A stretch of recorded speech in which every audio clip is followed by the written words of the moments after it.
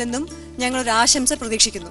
ഒരുപാട് reality show കണ്ട പ്രേക്ഷകർക്ക് വ്യത്യസ്തമായ വ്യതിരിക്തമായ റിയാലിറ്റി ഷോ ആയിരിക്കും ഞാൻ സ്ത്രീ എന്ന ഈ പരമ്പര എന്ന് ഞാൻ വിശ്വസിക്കുന്നു. അതിന് എല്ലാവിധ വിജയങ്ങളും ആശംസിക്കുന്നു. സമൂഹത്തിൻ്റെ പകുതിയായ സ്ത്രീ സമൂഹത്തിൻ്റെ ശാക്തീകരണത്തിൽ മീഡിയ വണ്ണിൻ്റെ ഈ റിയാലിറ്റി ഷോ പങ്കുവഹിക്കും കാര്യമായി എന്ന് നാം പ്രതീക്ഷിക്കുന്നു.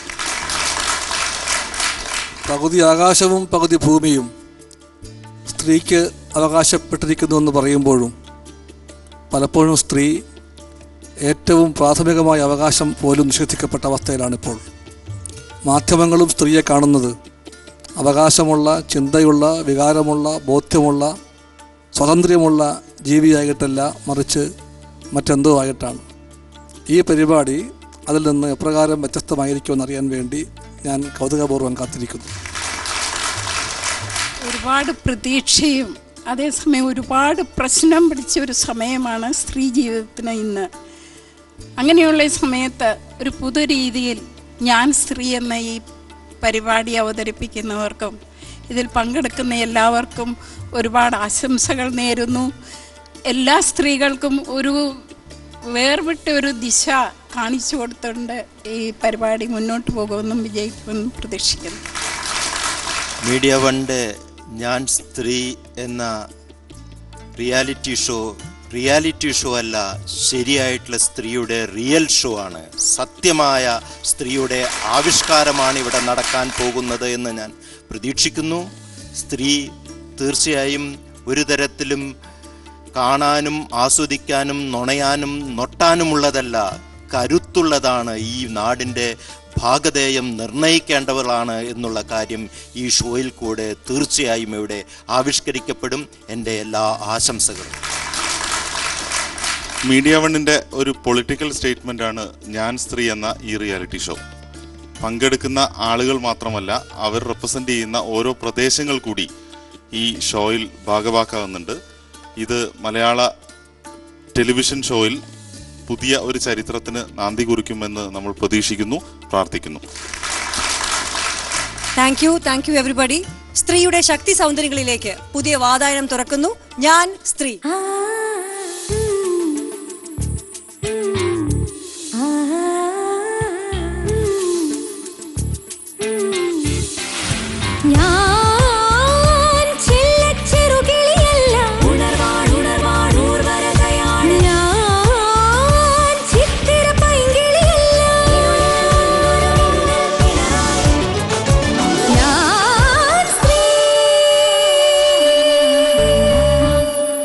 ന്റെ പരസ്യവാചകം ഇങ്ങനെയായിരുന്നു: ഫെബ്രുവരി 10 മുതൽ മലയാളം ടെലിവിഷൻ ചാനലുകൾ മുൻപത്തെ പോലെ ആയിരിക്കില്ല എന്ന്. എന്നാൽ ഞാനിവിടെ പ്രഖ്യാപിക്കുന്നു, ഇന്ന് മുതൽ ടെലിവിഷനിലെ റിയാലിറ്റി ഷോകൾ മുൻപത്തെ മാതിരി ആയിരിക്കില്ല എന്നാണ്. അതിനുള്ളൊരു വലിയ പുതിയ കാൽവെപ്പാണ് ഞാൻ സ്ത്രീ. ഈ പ്രത്യേക പരിപാടിയിലെ ജഡ്ജസിനെ നമുക്ക് പരിചയപ്പെടാം. ആദ്യമായി ബഹുമാനപ്പെട്ട മുൻ വനം വകുപ്പ് മന്ത്രി ശ്രീ ബിനോയ് വിശ്വം, പ്രസിദ്ധ സാഹിത്യകാരി ശ്രീമതി KR മീര, പ്രസിദ്ധ എഴുത്തുകാരൻ ശ്രീ KP രാമനുണ്ണി സർ. ഇനി നമ്മുടെ കണ്ടസ്റ്റൻസ് ആണ്. ഇന്നത്തെ 3 സ്ത്രീ ശക്തികൾ ആരാണെന്നല്ലേ? ശ്രുതി കോഴിക്കോട് നിന്ന്, ജിജി കോഴിക്കോട് നിന്ന് തന്നെ, അൽഫോൺസ അങ്കമാലിയിൽ നിന്ന്. മീഡിയ വൺ ഒരുക്കിയിരിക്കുന്ന അപൂർവങ്ങളിൽ അപൂർവമായ ഈ യാത്ര ഇവിടെ ആരംഭിക്കുകയാണ്.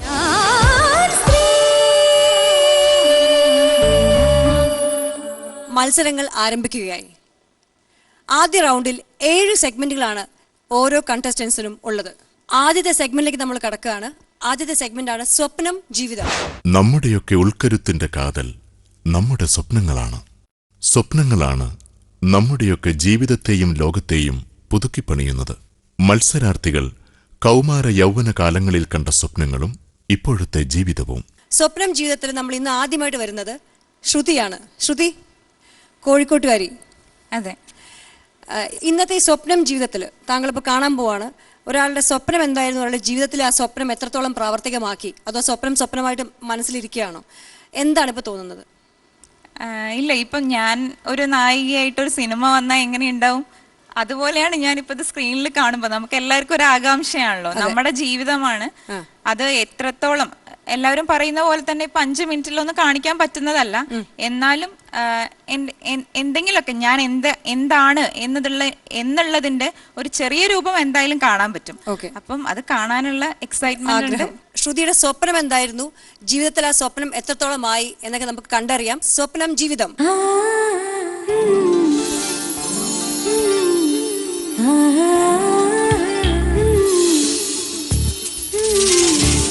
ചിറകില്ലാത്ത മനുഷ്യരുടെ എക്കാലത്തെയും ഏറ്റവും വലിയ സ്വപ്നം വിശാലമായ ആകാശത്ത് പറന്നു കളിക്കൽ തന്നെയാണ്. നമ്മുടെയൊക്കെ ശൈശവ സങ്കല്പങ്ങളിൽ സ്വർഗം ആകാശലോകത്തിലായതുകൊണ്ടായിരിക്കണം ഇത്തരം കിനാവുകൾ ഉണ്ടാകുന്നത്. കുട്ടിയായിരുന്നപ്പോൾ ശ്രുതിയുടെ സ്വപ്നവും ആകാശസഞ്ചാരിയാവുക എന്നത് തന്നെയായിരുന്നു. ഒരു ഹെലികോപ്റ്റർ പറത്താൻ ശ്രുതി ആഗ്രഹിച്ചു.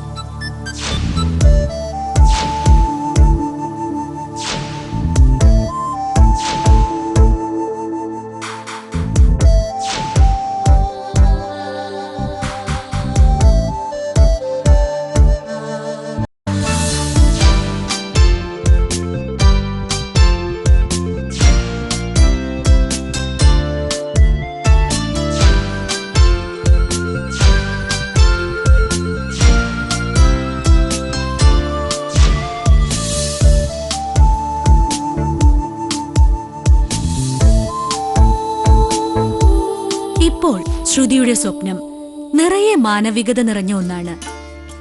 അനാഥ ബാലികമാരെ കണ്ടെത്തി വളർത്തി വലുതാക്കി അവർക്ക് വിദ്യാഭ്യാസവും തൊഴിലും നൽകി മാന്യമായി വിവാഹം കഴിച്ചു കൊടുക്കണം.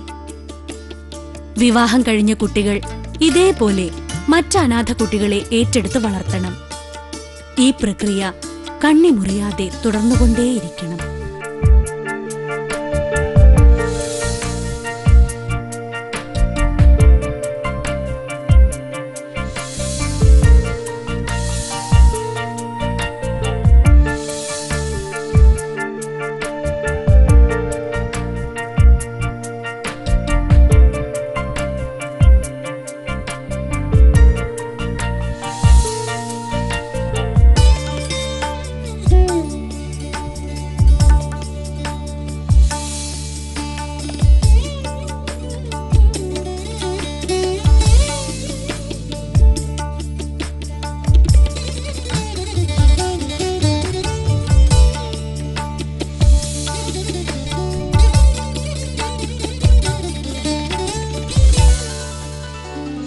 വയനാട് എടക്കൽ ഗുഹയ്ക്കടുത്തുള്ള ഒരു കൂട്ടുകുടുംബത്തിലാണ് ശ്രുതി പിറന്നത്.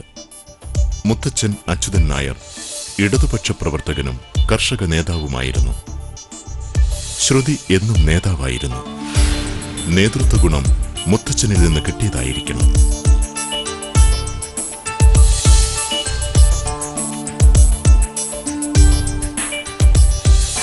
എട്ടാം ക്ലാസ് മുതലേ ശ്രുതി ക്ലാസ് ലീഡറും സ്കൂൾ ലീഡറുമൊക്കെയാണ്.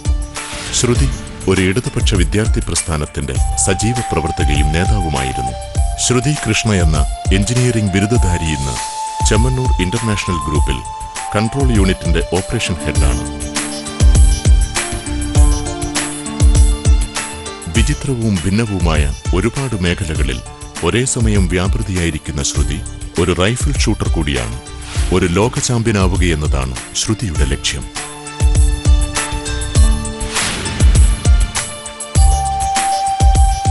ശ്രുതി ഒരു ഫാഷൻ ഡിസൈനറും വിദഗ്ധയായ തുന്നൽക്കാരിയുമാണ്. എന്തിനാണ് ഈ യുവതി ഇത്രയേറെ ആഗ്രഹങ്ങൾ വെച്ചുപുലർത്തുന്നതെന്നും ഇത്രയേറെ വിപുലവും വൈവിധ്യവുമായ മേഖലകളിൽ കർമ്മനിരതയാവുന്നതെന്നും പ്രസക്തമായ ചോദ്യമാണ്.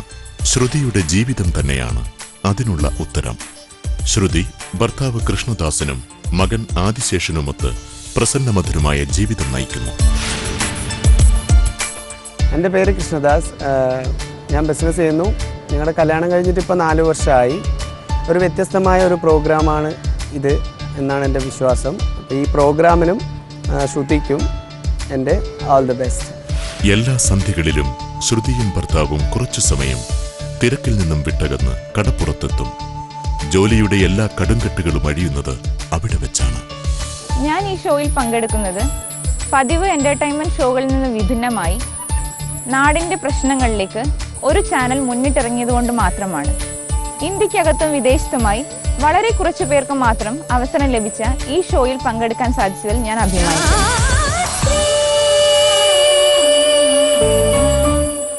ഇപ്പൊ താങ്കളുടെ മനസ്സിൽ എന്താണ്? ഇതാണോ ശ്രുതി? വളരെ സന്തോഷം തോന്നുന്നുണ്ട്. ഇതൊക്കെയാണ് ഞാൻ. ശ്രുതിക്ക് ഇതിൽ നിന്നും എന്തെങ്കിലും ഒന്നും വിട്ടുപോയിട്ടില്ല? ഇല്ല, എല്ലാം ഒക്കെ കൂട്ടി ചെറുതായിട്ടൊക്കെ പറഞ്ഞു പോയി. ഇല്ല, ഒന്നും കൂട്ടി പറഞ്ഞിട്ടില്ല. അപ്പൊ ഇതാണ് ശ്രുതി. അതെ, ശ്രുതിയുടെ സ്വപ്നത്തിന്റെയും ജീവിതത്തിന്റെയും ഒരു 5 മിനിറ്റ് നേരമുള്ള ഒരു ചിത്രം ഇവിടെ കണ്ടു കഴിഞ്ഞു. എനിക്ക് വളരെ ഒരു കാവ്യഭംഗി തോന്നി. കാരണം ഒരു ഹെലികോപ്റ്റർ പറത്തിക്കൊണ്ട് ഭൂമിയിൽ നിന്ന് പൊങ്ങിപ്പോകാനാണ് ആദ്യം. അതിൽ ഹെലികോപ്റ്റർ പറത്തുകയാണ്. പിന്നെ സ്വയം പറന്നു പൊങ്ങിയതിന് ശേഷം അനാഥരായ കുട്ടികളെ പറപ്പിച്ചു വിടാൻ ഇഷ്ടപ്പെടുന്നു എന്നതിൻ്റെ ഒരു മനോഹാരിത്വം അതിലുണ്ട്. എനിക്കൊരു കാര്യമായൊരു ചോദ്യം ചോദിക്കാനുള്ളത്, ഇപ്പൊ അനാഥ കുട്ടികളെയൊക്കെ വിവാഹം ചെയ്ത് നന്നായി അയച്ചതിന് ശേഷം അവരെ പിന്നെ പോയി കാണുകയും അവരിങ്ങോട്ട് വരാൻ ആഗ്രഹിക്കുകയും ഒക്കെ ചെയ്യുമോ? അതായത് നാം ഗുണം ചെയ്തു കൊടുത്ത് അവർ പിന്നെ നമ്മളെ വന്ന് കാണണം, അല്ലെങ്കിൽ നമ്മൾ അവരുടെ അടുത്തേക്ക് പോവുക, അങ്ങനെ ഒരു മനോഭാവം പുലർത്തുമോ? ഈ ചോദ്യത്തിന് പ്രത്യേക അർത്ഥമുണ്ട്. എന്താണ് ശ്രുതിക്ക് തോന്നുന്നത്? ഇല്ല സർ, എനിക്ക് ഒരിക്കലും അങ്ങനെയില്ല. ഞാനിപ്പം എൻ്റെ ഈ സ്വപ്നം പറഞ്ഞതിലൂടെ ഞാൻ ഉദ്ദേശിച്ചത്, ഇപ്പം സമൂഹത്തിൽ അങ്ങനെ ഒരുപാട് കുട്ടികളുണ്ട്. പക്ഷെ എല്ലാവരെയും ഏറ്റെടുക്കാനോ എല്ലാവരെയും അങ്ങനെ സമൂഹത്തിൽ ഉന്നതിയിൽ എത്തിക്കാനോ എന്നെ കൊണ്ട് കഴിയില്ല. എല്ലാവരും കാര്യമില്ല. നമ്മൾ കുറെ ആൾക്കാരെ സഹായിച്ചു കഴിഞ്ഞാൽ പിന്നെ അവരോടുള്ള ബന്ധം എങ്ങനെയായിരിക്കും? അവരിൽ നിന്ന് നമ്മൾ എന്തെങ്കിലും പ്രതീക്ഷിക്കുമോ എന്നാണ് ഞാൻ ചോദിക്കുന്നത്. ഇതിൽ ഇപ്പം ഞാൻ 5 പേരെ പറഞ്ഞതുപോലെ അതിൽ ഓരോരുത്തരും സമൂഹത്തിൽ നല്ല നിലയിലെത്തുമ്പോൾ, സ്വന്തം വ്യക്തി ജീവിതത്തിൽ നല്ല നിലയിലെത്തുമ്പോൾ ഇതേപോലെ 5 പേരെ അവരും ഇതേപോലെ വളർത്തി വലുതാക്കണം എന്ന് ആഗ്രഹമുണ്ട്. അല്ലാതെ അവരെനിക്ക് ഒരു കാര്യം കൂടി ഉണ്ട് ഇതിൽ സാർ. ഞാൻ പറയും, നമ്മൾ നിസ്വാർത്ഥമായിരിക്കണം ഈ ചെയ്യുന്നത്. അതിൽ നിന്നൊന്നും പ്രതീക്ഷിക്കാതിരിക്കാനുള്ള മനോഭാവം ഉണ്ടോ? അതാണ് അതിന്റെ ഏറ്റവും വലിയൊരു കാര്യം. ഞാൻ തിരിച്ചൊന്നും പ്രതീക്ഷിക്കുന്നില്ല. ഞാനിത് ചെയ്തത് കൊണ്ട് അവരെന്നെ വന്ന് കാണണമെന്നോ അവർ സ്ഥിരം എന്നോട് അതിനൊരു കൃതജ്ഞത പുലർത്തുന്നവരാവണമെന്ന് ഞാൻ ആഗ്രഹിക്കുന്നില്ല. ഒരു കടമയാണ് ഞാൻ ചെയ്യുന്നത്. ഞാൻ ആഗ്രഹിച്ചത് എന്താന്ന് വെച്ചാൽ, ഈ 5 പേരെ ഞാൻ എടുത്തിട്ടുണ്ടെങ്കിൽ ഈ 5 പേരെ തീർച്ചയായും ഞാൻ സമൂഹത്തിലെ വിവിധ മേഖലകളിൽ ഏറ്റവും ഉന്നതിയിലെത്തിക്കും. അതിലുള്ള ഓരോരുത്തരും ഇതുപോലെ 5 പേരെ സഹായിക്കണം. മണി ചെയിനൊക്കെ പകരം ഒരു വാല്യൂ നെറ്റ്വർക്കിംഗ് കിട്ടിയ ഒരു ഐഡിയ ആണത്. ശ്രുതി, ഇത്തരം ഒരു സ്വപ്നം കണ്ടതിന് ആദ്യമേ അഭിനന്ദനം. എനിക്കൊന്ന് ശ്രുതിയുടെ സ്വപ്നങ്ങളെല്ലാം മീഡിയാവാൻ സാധിച്ചു തന്നു അല്ലേ? ഹെലികോപ്റ്ററിൽ കയറണമെന്ന് വിചാരിച്ചു കയറി. അതെ. ഈ കുട്ടികളെ വളർത്തുക എന്ന ഒരു സ്വപ്നത്തെ യാഥാർത്ഥ്യമാക്കാനുള്ള എന്തെങ്കിലും നടപടികൾ ആരംഭിക്കുന്നുണ്ടായോ? അതിന് വേണ്ടിയിട്ടെന്ന് പറഞ്ഞാൽ, സത്യം പറഞ്ഞാൽ മാഡം, ഞാൻ ഒരു ദിവസം ഒരു വ്യക്തിയെ പരിചയപ്പെട്ടാൽ തന്നെ, ഒരു സമൂഹത്തിൽ ഉന്നത നിലയിലുള്ള ഒരു വ്യക്തിയെ പരിചയപ്പെട്ടാലും എൻ്റെ കരിയർ ഡെവലപ്പ് ചെയ്യാനൊക്കെ ഞാൻ ആഗ്രഹിക്കുന്നത് ഈ ലക്ഷ്യം മുന്നിൽ കണ്ടിട്ടാണ്. ഞാനിപ്പം സാധാരണഗതിയിൽ ഒരാളായിരുന്നിട്ട് ഞാൻ സമൂഹത്തിന് വേണ്ടി ഇങ്ങനെ ചെയ്യുമെന്ന് ഞാൻ ഘോരമായിട്ട് പ്രസംഗിച്ചിട്ട് കാര്യമില്ല. എനിക്ക് അതിനുള്ള ഒന്നെങ്കിൽ ഒരു പ്രാപ്തി, അതിന് പൈസ മാത്രം അതിന് ഞാൻ വിശ്വസിക്കുന്നില്ല. അതിന് സമൂഹത്തിലെ പല നല്ല നല്ല വ്യക്തികൾ, നല്ല മനസ്സുള്ളവരുടെ അവരുടെ കോണ്ടാക്ട്സ്. പക്ഷെ അതിന്റെ ചോദ്യം, ആ ഒരു സ്വപ്നത്തിലേക്ക് നടന്നു ചെല്ലാൻ എന്തെങ്കിലും ഒരു പ്ലാനോ പദ്ധതിയോ തുടങ്ങി വെച്ചിട്ടുണ്ടോ എന്നല്ല, എന്തെങ്കിലും ഒരു പദ്ധതി ഉണ്ടോ? ഉണ്ട്, തീർച്ചയായിട്ടും. ഒരു 10 വർഷത്തിനുള്ളിൽ ഈ ഒരു 5-ൽ ഒരു 2 കുട്ടികളെ ഞാൻ എന്തായാലും എടുത്തിരിക്കും.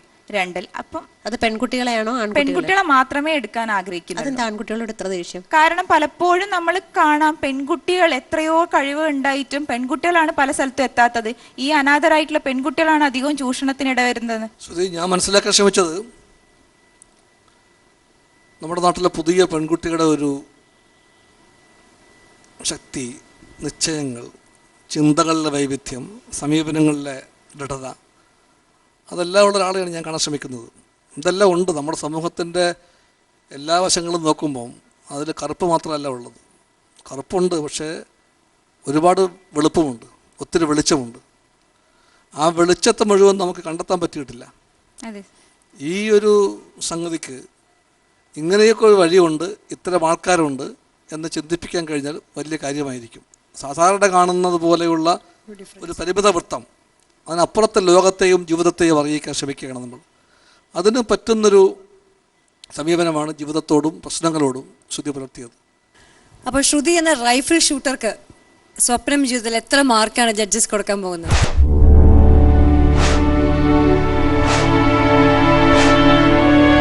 7.5 മാർക്കാണ് നിറഞ്ഞു നൽകുന്നത്. സ്വപ്നം ജീവിതം എന്ന ഈ സെഗ്മെന്റിൽ ശ്രുതിക്ക് കിട്ടിയിരിക്കുന്ന 7.5 മാർക്കാണ് 10-ൽ.